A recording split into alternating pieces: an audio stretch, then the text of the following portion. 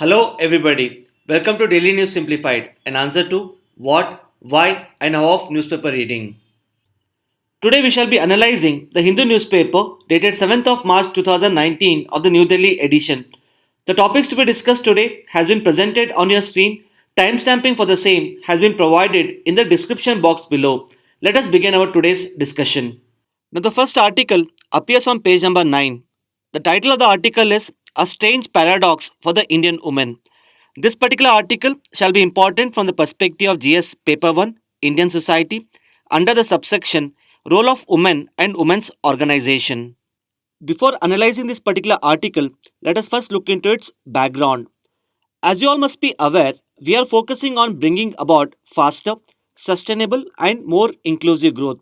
This is done in order to ensure that the fruits of development reach almost all the sections of the Indian society. And such a inclusive growth can be brought about by focusing on development of economically poor and socially vulnerable sections of the Indian society. In this regard, it is stated that the development of women is considered to be extremely crucial for bringing about the inclusive growth in India. This is because if you look at the India's population composition, the females account for almost 48% of India's population. So we cannot dream of bringing about the inclusive growth without bringing about the development of females. So by focusing on women development, we would be able to empower the women and improve their social status in the Indian patriarchal society. Apart from that, empowerment of women tends to have local multiplier effect. For example, it is observed that if a woman member in a family is educated and has financial and operational freedom, in such cases, the children in such family tends to get educated and attend schools regularly. Apart from that, the health outcomes of such families tend to be higher as compared to other families. Further, women empowerment would also lead to increase in the sanitation facilities in India as women tend to focus on building of toilets within their homes. So, bringing about the empowerment of women in India is not just the goal of the Indian government. Rather, the empowerment of women can also be used as a tool by the government in order to have better social outcomes in the form of better education, health, as well as sanitation facilities. In this regard, this particular article here highlights that in spite of increase in the literacy rate as well as social aspirations among the women in India, the women face multifaceted social and economic barriers which are hindering them from realizing their full potential. This is not only adversely affecting the women empowerment, this is also adversely affecting the inclusive growth in India. Now, based upon this particular article, an expected UPSC mains question could be: in spite of increase in the literacy rate and social aspirations among the women, the social and economic barriers have restricted their opportunities, leading to the outburst of social movements. Analyze. As part of this video analysis, let us understand as to what are the social and economic barriers that have restricted the opportunities for the women in India. Now, if you look at the female literacy rate in India, according to the census 2011, the female literacy rate stands at 65.46. However, the literacy rate for the males stands at 82.14%. Now you can clearly see here that the gap between male and female literacy rate is quite higher. However, one good aspect related to the female literacy rate in India is that this particular gap between the male and female literacy rate has consistently got reduced. Apart from that, if you look at the results of India Human Development Survey Report 2011-12, almost 75% of the boys in the age group 15 to 18 are still studying, and this particular percentage for girls is only 5% lower. Now, this clearly highlights that the female literacy rate in India has consistently been increasing, and more importantly, the Indian society, which was earlier averse to the idea of educating women, has now finally come to accept that education of women is important. But the question which can be raised here is that have we created conducive conditions wherein women can gain meaningful employment? That is to say, have we focused on creation of jobs which are specific to the women? And more importantly, the social norms which go against the employment of women has got changed accordingly. Now, this particular article here highlights that We have not been able to provide solutions to such questions, wherein even today the women in India face economic and social barriers in form of work participation, marriage prospects, as well as lack of financial and operational freedom. Let us discuss these barriers one by one. Let us first understand the barriers to work participation. Now, what should have happened in case of India is that as the female literacy rate has increased, accordingly the labor force participation rate for the females should have also increased accordingly. However, if you look at the labor force participation rate for the females, it is quite lower at 23 percentage. On the other hand, if you look at the labor force participation rate for the males, it is as high as 70 percentage. Apart from that, if you look at the NSSO data for the year 2011-12, it has been seen that the majority of women workforce in India is mainly employed in the unorganized sector, wherein the women constitute almost one third of the workforce of the unorganized sector. However, if you look at the share of the women in the white collar jobs such as professionals, managers, government jobs, etc., their share is hardly around 15 percentage. Now, this clearly shows that, in spite of increase in the literacy rate in India, the labor force participation rate of the women has remained low, and more importantly, majority of women workforce is actually employed in unorganized sector rather than in white collar jobs. Now, this particular unique aspect related to female literacy rate and the work participation can be explained through the U-shaped relationship between education and employment in India. Now, this particular U-shaped relationship between the education and employment can be explained by this particular diagram. As you can see here, the education status has been highlighted along the x-axis, whereas the status of employment has been highlighted along the y-axis. So, if you look at the x-axis here, at the lowest end of the spectrum, we have the illiterate women, and the highest end of the spectrum, we have the graduates. Now, these graduates could be the engineering, medical, and other graduates. And in middle, we have the women who are educated up to either class 10th or class 12th. So, if you look at the relationship between employment and education, you can clearly see here the employment level tends to be higher for the illiterate women as well as the graduates. However, the employment rate for the women who have passed either class 10th or 12th tends to be lower. Now, because of the increase in the literacy rate, a large number of women in India are either educated up to primary or secondary level. So, if one looks at the illiterate women in India, such women are willing to work in farm and construction related activity in order to support their family incomes. However, such kind of jobs are not appealing to the women who have been educated up to primary or secondary level. Because of this particular reason, such women may not be willing to work in farm and construction related activity. Now, if you look at India, young men who have passed either class 10th or class 12th tend to work as sales representatives, drivers, as well as the appliance repairmen. But the problem here is that women with similar education status cannot work as sales representatives, drivers, and appliance repairmen because of the harsher working conditions. And more importantly, the employers may not choose women as their workforce because of the nature of work conditions. So, if one looks at the women in India who are educated up to class 10th or class 12th, we have not been able to create job opportunities which suit their educational requirements. And whatever jobs which we have been able to create can be considered to be gender specific. This is because they have higher capability to give jobs to the males rather than females. And if a woman who has passed class 10th or class 12th has to gain meaningful employment, then such a woman has to become graduate. But the problem here is that because of the social norms, the woman tends to get married early, and this drastically reduces their opportunities for higher education. Now, this particular U-shaped relationship between the education and employment can explain the fact that, in spite of increase in the female literacy rate in India, their work participation has remained lower. Now, this particular facet of the relationship between employment and education has been highlighted here on the screen for your reference. The second barrier which has been highlighted in this article is with respect to marriage prospects.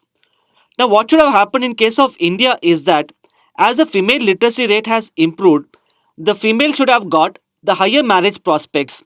That is to say, the educated woman should have necessary freedom with respect to various aspects of the marriage. In other words, the educated women should have the right to choose at what age they want to get married and whom they want to get married. However, it has been observed that even today the social norms related to the early marriage has not got changed. Now this creates a problem because those women who have been educated up to class 10th or class 12th may not be able to pursue higher education, and this in turn hinders their ability to gain meaningful employment in future. So even today, the perception of Indian society towards a woman in India is that of a primary caretaker of a family rather than treating the woman as a primary breadwinner. So because of this particular problem, the women in India tend to give less emphasis on their career.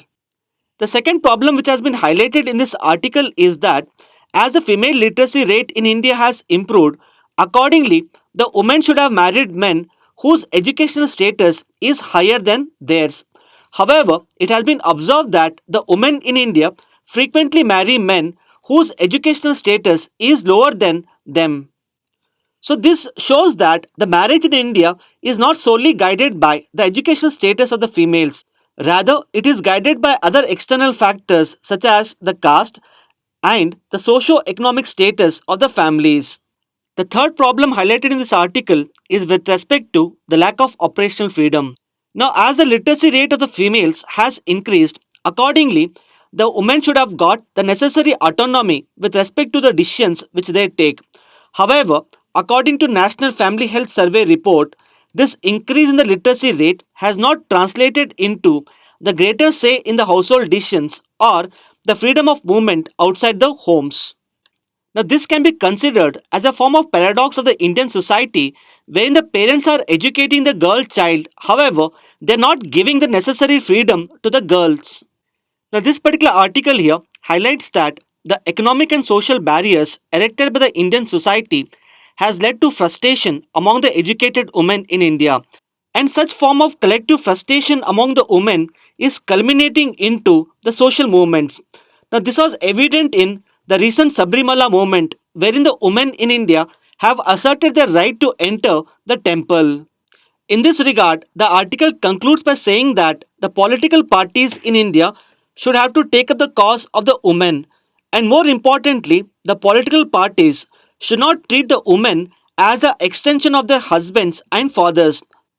Instead, the political parties in India should have to create social and economic opportunities so as to bring about the faster, sustainable, and more inclusive growth of the women in India. So, these are some of the important aspects which one must know with respect to this particular article. Now, based upon our video analysis, you can try writing answer to this expected UPSC mains question. With this, let us now move to the next article. The next article appears on page number 7. The title of the article is Poorest of the Poor and Uneducated Women Left Behind in ICDS. This particular article shall be important mainly from the perspective of GS Paper 2 Governance under the subsection Welfare Schemes for Vulnerable Sections as well as issues related to the management of health.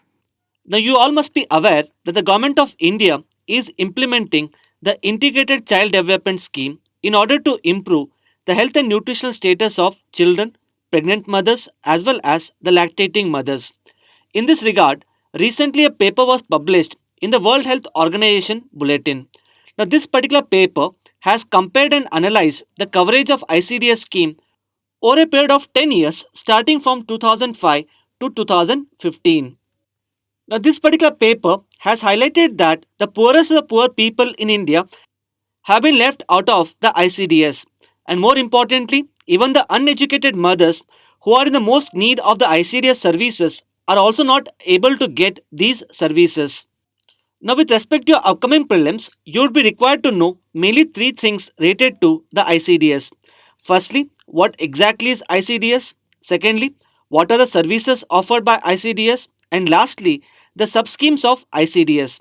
Let us start analyzing these aspects of the article one by one. The Integrated Child Development Scheme is a centrally sponsored scheme which has been launched by the Government of India in the year 1975. This particular scheme intends to provide for health and nutritional support to the young children in the age group 0 to 6 years, as well as pregnant women and lactating mothers. And you need to note here that this particular scheme comes under the Ministry of Women and Child Development. The ICDS totally provides for 6 services. These services are supplementary nutrition, immunization, health checkup, referral services, the preschool non-formal education, as well as nutrition and health education to the pregnant and lactating mothers. Further, you need to note that there are mainly 4 sub-schemes of ICDS. The first sub-scheme is that of the Anganwadi services, which mainly caters to the young children, pregnant women, and lactating mothers so as to improve their health and nutritional status. The second component is the National Creche Scheme, which intends to provide for a safe place for the mothers to leave their children so that the mothers can take employment. Hence, this particular scheme can be considered as a tool for women empowerment in order to boost their employability. The third sub-scheme is the Child Protection Services, which intends to provide for safe and secure environment for the children in conflict with the law, as well as the children who are in the need of care and support. And the last sub-scheme is that of Sabla. This particular scheme focuses on addressing the health and nutritional needs of the adolescent girls in the age group 11 to 18. Now, these aspects of the article becomes extremely important from the perspective of prelims. With this, let us now move to the next article. Now, the next article appears on page number 9. The title of the article is Tackling the Child Malnutrition. This particular article shall be important from the perspective of GS Paper 2, Governance, under the subsection Issues related to the development and management of health. Despite rapid economic growth in India, the health indicators continue to remain poor. For example, if you look at India's ranking on Global Hunger Index report, India is presently placed at 103rd position among the 119 countries. And this can be attributed to a large number of underweight and stunted children in India. Hence, in order to address this problem of child malnutrition, this particular article here has given certain suggestions. Before understanding as to how the problem of child malnutrition can be addressed, let us first understand as to what are the reasons for the child malnutrition in India. Now, for a healthy baby to be born, the health and nutrition status of the mother is extremely important. This is because a healthy mother would undoubtedly give birth to a healthy baby. However, it is observed that the malnourishment in India actually starts right from the uterus. That is to say, the child malnourishment can be attributed to the poor health status of the adolescent girls. Now, the Economic Survey of the year 2016-17 has identified that on account of lack of balanced diet, the nutritional status of the adolescent girls is extremely poor, wherein these future mothers are suffering from lack of iron and folic acid. So, because of the poor nutrition status, the weight gained by the pregnant woman is less, and this gets manifested in the form of the low birth weight of the infants. It is to be noted that the low birth weight of the infants is considered as a leading cause of the infant mortality rate in India. So, since the malnourishment in India starts right from the uterus, we need to focus on improving the nutritional status of the childbearing adolescent girls. Apart from that, the mother's milk is considered to be quite critical for the development of the child, wherein the mother's milk not only provides the necessary nutritional support, but it also provides the child with the immunity. However, it has been observed in case of India that the breastfeeding practices continues to remain poor among the lactating mothers. Further, lack of access to safe drinking water and sanitation facilities can also be considered as the reasons for the child malnutrition in India. Let us now understand the solutions given in this article in order to tackle the problem of child malnutrition. The first recommendation which has been given in this article is to have a area specific targeted approach in order to reduce the malnutrition in India. Now, this particular article has highlighted that the recent National Family Health Survey Report 4 has provided the district level malnourishment data. So, what we need to do here is that we need to identify those districts where the incidence of the child malnutrition is on the higher side, and accordingly, we need to focus on reducing the malnutrition in those identified districts. Further, the article has also suggested that the government of India as well as the state governments have to come out with special programs to address the nutritional needs of children, pregnant women, as well as the lactating mothers. And more importantly, we should also focus on improving the nutritional status of the adolescent girls. So, as part of the special programs, we can promote the balanced diet among the adolescent girls and also provide the adolescent girls with the iron and folic acid supplements. Further, as part of special programs, we can also promote safe breastfeeding practices among the lactating mothers. And such special programs must also address the requirement of safe drinking water and sanitation facilities. The second recommendation given in this article is to increase the health awareness among the targeted population. So, it is expected that the increased health awareness among the targeted population would lead to increased health outcomes. And the last recommendation given in this article is with respect to building a dedicated cadre of healthcare professionals. Now, this becomes extremely important because if one looks at the rural areas, the number of healthcare professionals is quite less. So, looking at the extent of child malnutrition in India, we need a dedicated cadre of healthcare professionals in order to provide the nutritional and health support to the pregnant and lactating mothers. So, these are some of the important aspects which one must know with respect to this particular article. With this, let us now move to the next article. Now, this particular article appears on page number 1. The title of the article is Coming Soon, the Indian Museum of Natural History. This particular article shall be important mainly from the perspective of prelims under the subsection Current Events of National Importance. India, as you know, was earlier part of the Gondwana land, and it broke away from the Gondwana land approximately around 150 million years ago, because of which India has a rich geological history. Now, this is evident in the fact that in recent years we have come across a large number of fossils in India, such as the jaws of an extinct ape, the dinosaur fossils, as well as recently we came across a fossil of a marine reptile. Now, the importance of these rare specimens lies in the fact that these fossils provide a wealth of information related to the Earth, and they also provide important clues related to the Earth's past history. However, one main problem with respect to the conservation and preservation of these rare specimens is that these fossils are scattered across India, and more importantly, the conservation and preservation of these rare specimens has so far been led by the private researchers without any government support. Hence, in order to address this particular problem, the government of India has proposed to set up the Earth Museum. Now, this particular Earth Museum would be modeled on the lines of the American Museum of Natural History. So, all the important fossils which are presently found scattered across India shall be put into a single place in the Earth Museum, and this would enable the people to view all the fossils in one particular place and appreciate the rich history of the planet Earth. Apart from that, setting up of a Earth Museum would enable detailed studies about these fossils. The government of India has proposed to set up the Earth Museum in public-private partnership mode. And according to the government, this particular museum is likely to be set up in Delhi, Noida or Gurugram. However, the place has not been finalized yet. Hence, the article which we are discussing here is essentially a news in transition. So let us wait and watch with respect to the details related to the Earth Museum which shall be unveiled by the government in future. Now the next article appears on page number 7. The title of the article is Ministry Plugs the Loophole that allowed the plastic waste import. This particular article shall be important from the perspective of GS Paper 3 Environment under the subsection Environmental Pollution and Degradation. Before understanding this particular article, let us first look into its background.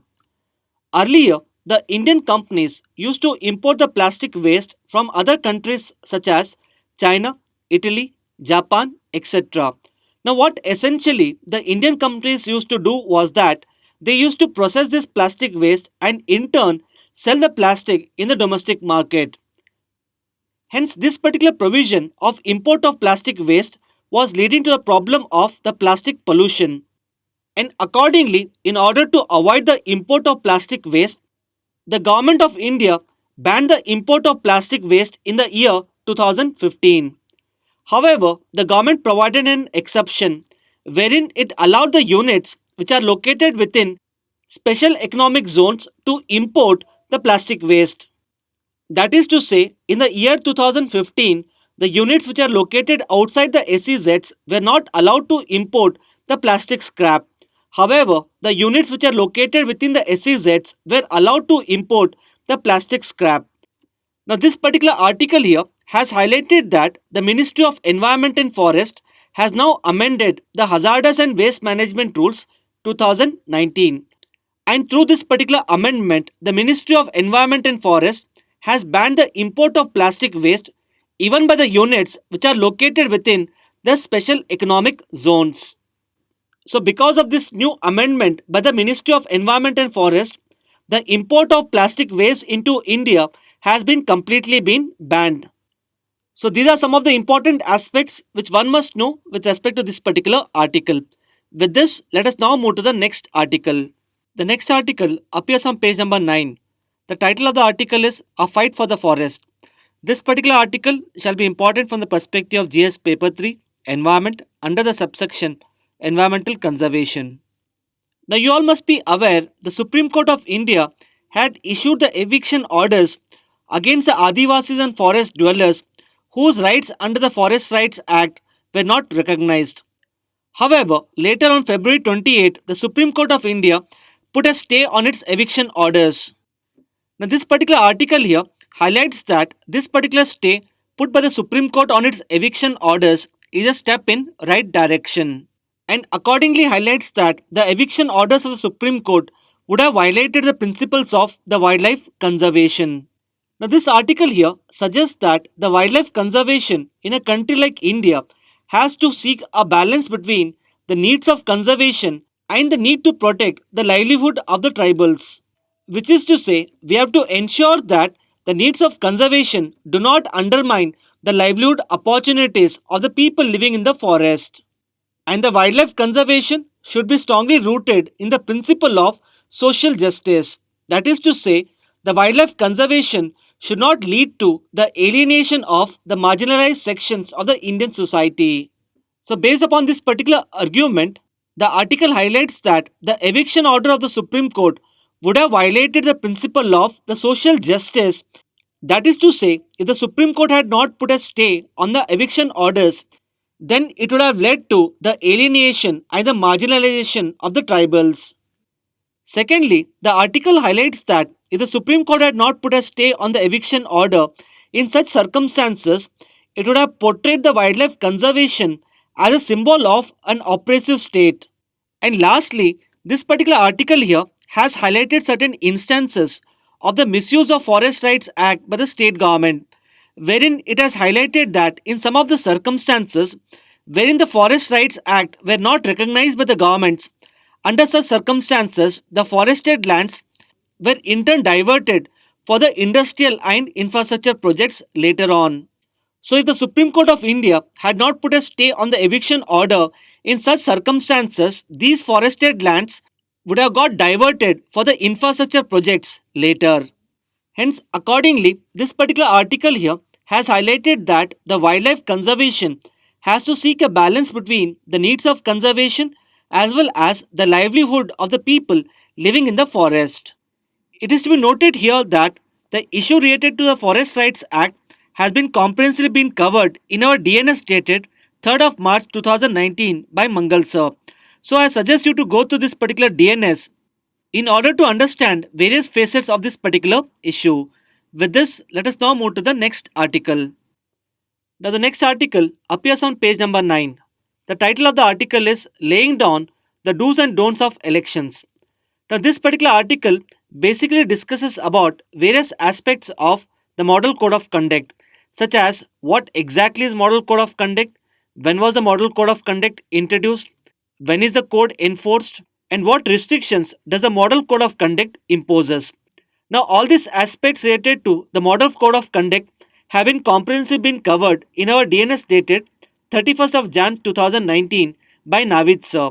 Hence, I would suggest you to go to this particular DNS in order to comprehensively understand the Model Code of Conduct.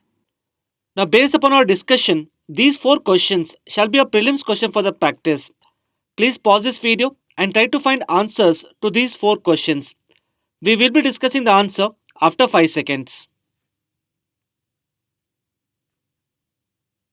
The question here is, consider the following statements related to the Model Code of Conduct. The first statement reads as, the Model Code of Conduct enjoys statutory recognition under the Representation of Peoples Act 1950. Now this particular statement here is wrong.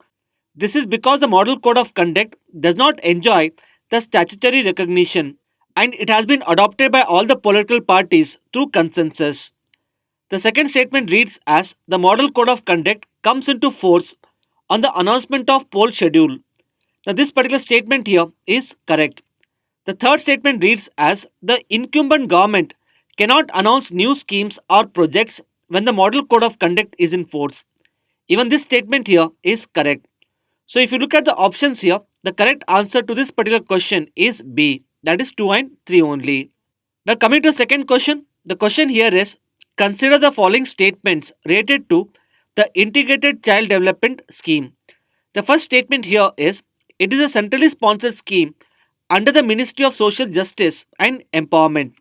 Now this particular statement here is wrong. This is because even though ICDS is a centrally sponsored scheme, however, it is under the Ministry of Women and Child Development and not under the Ministry of Social Justice and Empowerment. The second statement reads as, the Janani Suraksha Yojana is one of the subcomponent of ICDS.